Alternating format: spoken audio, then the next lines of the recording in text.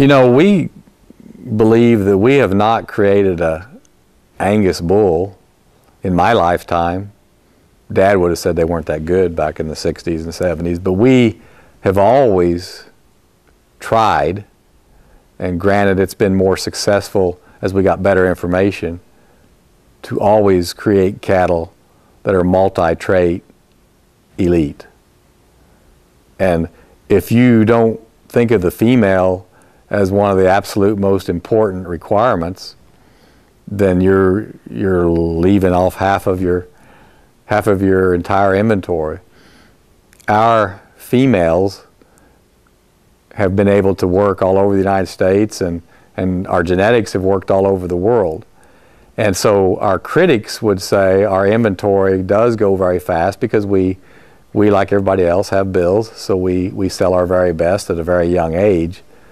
But we have 1,200 commercial Angus cows that are half, three-quarters, 7/8 sisters to our registered cow herd. So that Dad always said that was our laboratory to get our carcass data, do our various experimenting. But those cows can stay in our cow herd as long as they have a calf every year and have an acceptable weaning weight, and in general ratio 90 at weaning or above.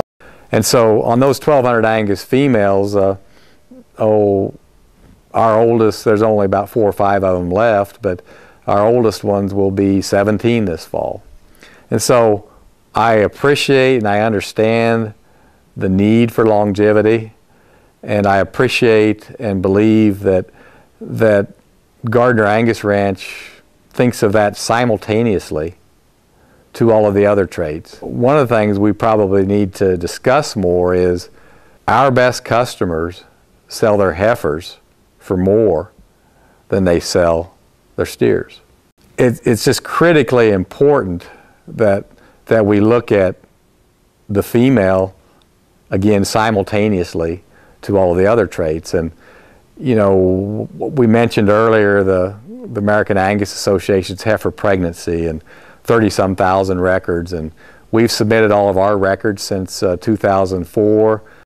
It's important to us. Fertility is important to us, and reproduction always has been, always will be the #1 performance trait.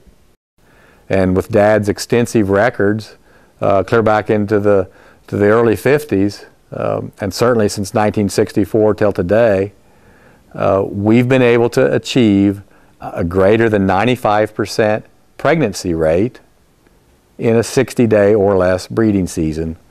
And so we select the cattle that breed early, and we keep those. And so I truly believe it's important to always measure that, to always know what your conception rates are and what your pregnancy rates are.